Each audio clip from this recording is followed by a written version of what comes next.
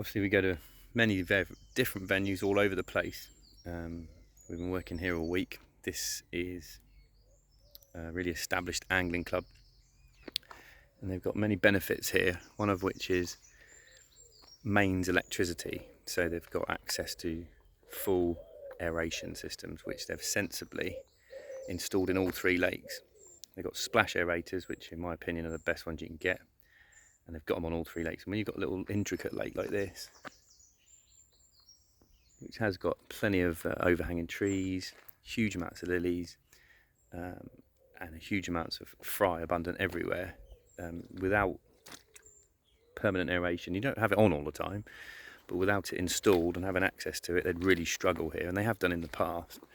It's the same with the biggest lake, the one we're working on.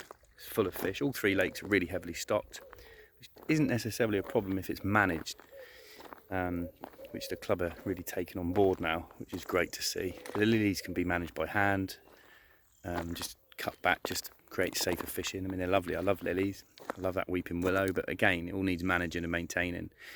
The other lake I'm going to walk around now is very intricate. Lots of long, narrow channels, huge amounts of trees, huge amounts of snags on the island and stuff, which again, isn't a problem. But without aerators installed there, they'd really have a problem, because it's getting very limited light, very limited airflow. A day like this, when it's 30 degrees, a lot of places struggle. But the good thing is here, the guys have learned that you get an oxygen meter, you start using it, you start logging your data. One of the lads comes down every day when it's hot, which everyone should do if you've got a fishery, checks the oxygen, and they only turn it on when they need to. And to be fair, decent algal blooms on all these lakes at the moment, and it's maintaining a decent level of dissolved oxygen anyway, upwards of 5 milligrams per litre.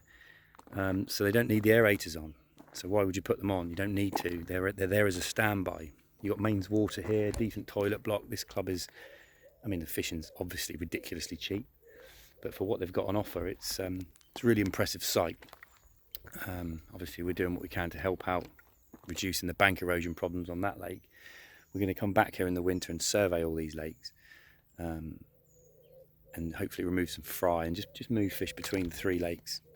So hopefully save them buying a lot more stock they don't need. There's lots and lots of fish in these lakes, multiple species, lots of big carp, lots of bream, tench, all sorts. It's great.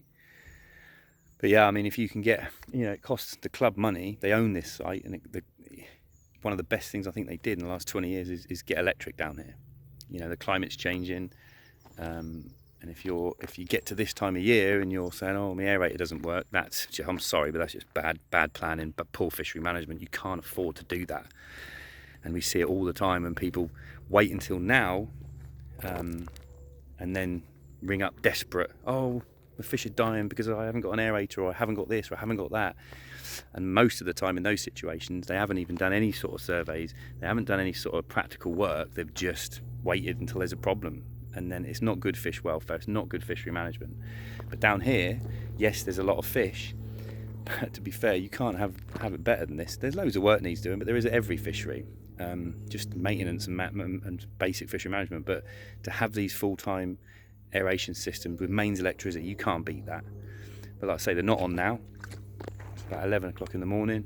It's really, really hot. Still no wind, but they're clued on. They're switched onto it. They know that they can come down and turn them on whenever they need to, and that is good. That's a good thing, and that's what people need to be doing. It's not always possible to have full-time mains electric on a site, and some people balk at the idea of spending money on that. It might cost 10, 20 grand, but a lot of the time these clubs will spend that on fish in a heartbeat.